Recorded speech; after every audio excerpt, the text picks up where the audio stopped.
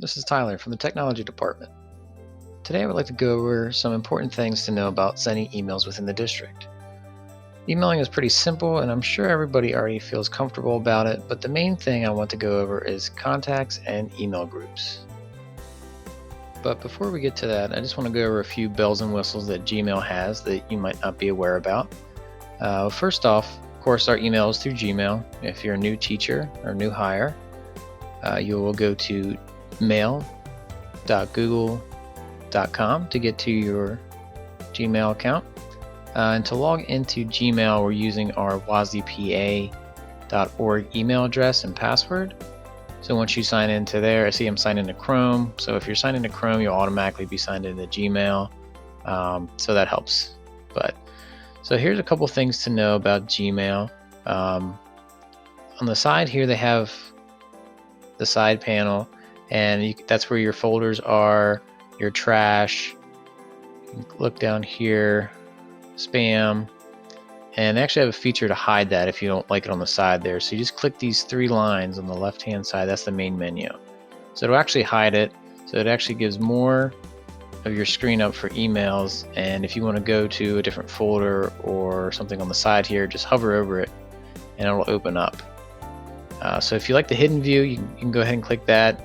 If you don't like it, you can go back to the old view. I kind of like the old view better, but it's all about preference. And you can see my background is dark. I actually have a different theme, so you can click on settings here, and they have some themes you can look through, some different settings that you can set up. If you want to have emails that you haven't read show up first on the list, you can click on read first. You can even customize it for priority. And they also have density. You can do default, comfortable, or compact. Whenever you change that, it just kind of changes the layout a little bit to fit more emails on one screen. I usually go with the default.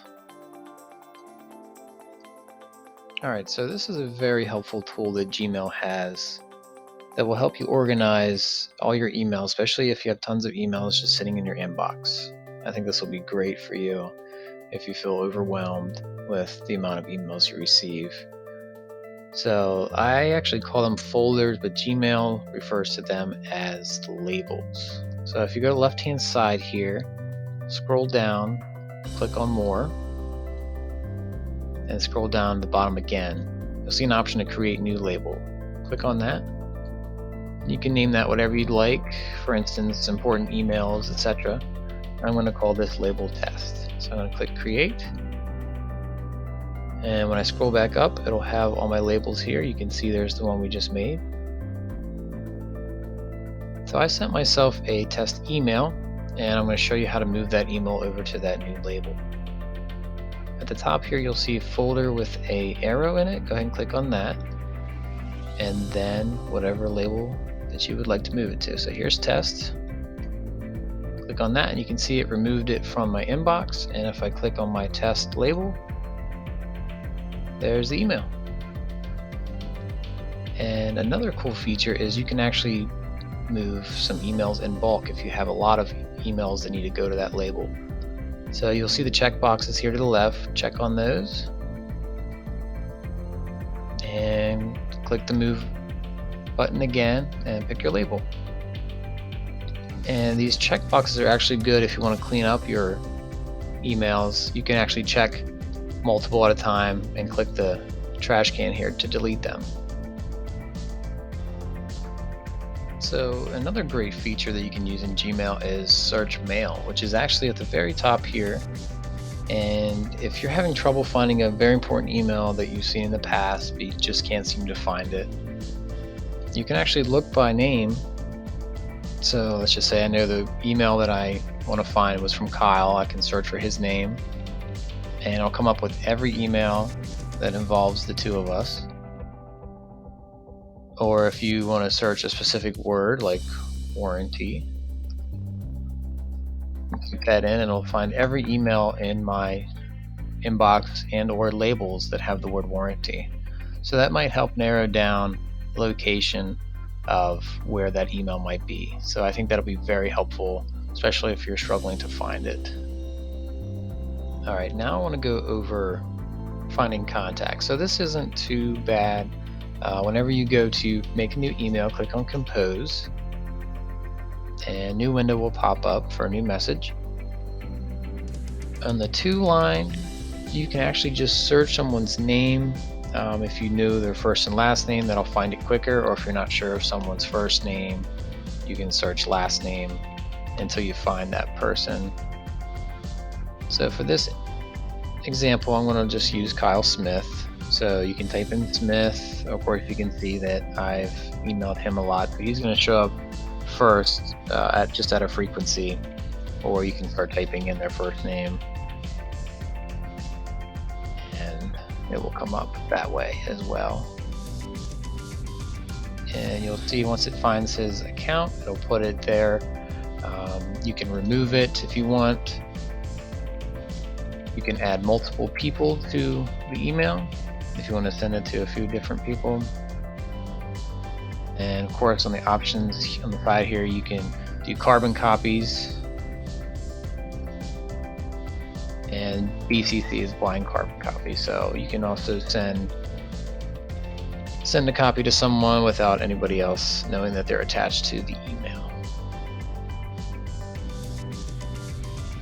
Now on to the last and most important part, email groups.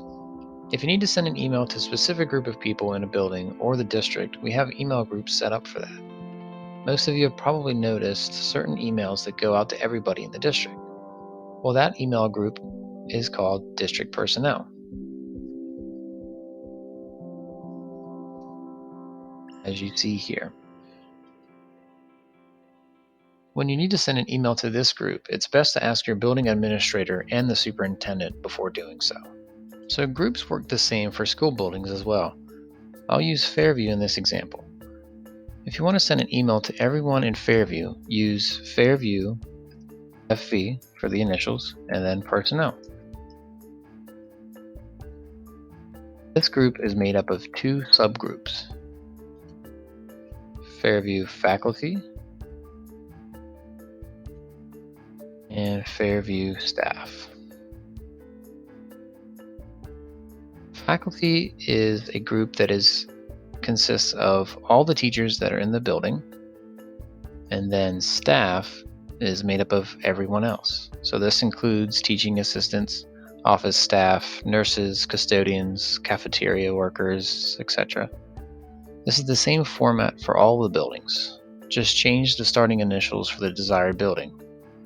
For instance, if you want high school personnel, just put SHFs personnel, and that will send to everybody in the high school. So the same goes for building lists. Make sure you contact your building administrator before sending out building-wide emails. You can even send group emails by grade, for example. So I'm going to do Maori, MW, 3rd grade. This is nice because it'll send to all the teachers within that grade level at that school. It'll save you some time of having to type out everybody's email. So I hope this video was helpful, and I hope everybody has a great day. Thanks for watching.